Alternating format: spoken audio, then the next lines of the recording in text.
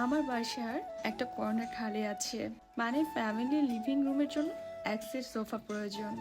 আমি আসলে আমার এই যে হালকা ক্রিম কালার এর সোফাগুলো, মানে অফ হোয়াইট কালারের সোফাগুলো আমার কাছে বেশি পছন্দ।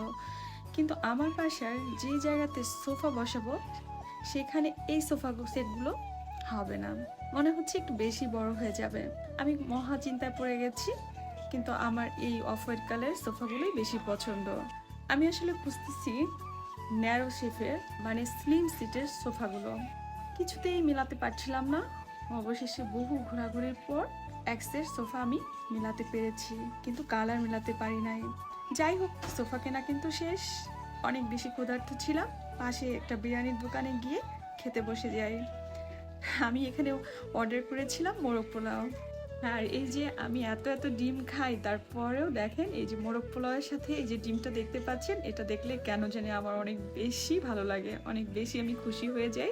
যাই হোক, আজকের মতো আমার সোফা কেনা শেষ, বিদায় নিয়ে নিচ্ছি। সোফা দেখার জন্য কিন্তু সবাইকে আমন্ত্রণ রইল, পরের পর্বে অবশ্যই দেখাবো ইনশাল্লাহ।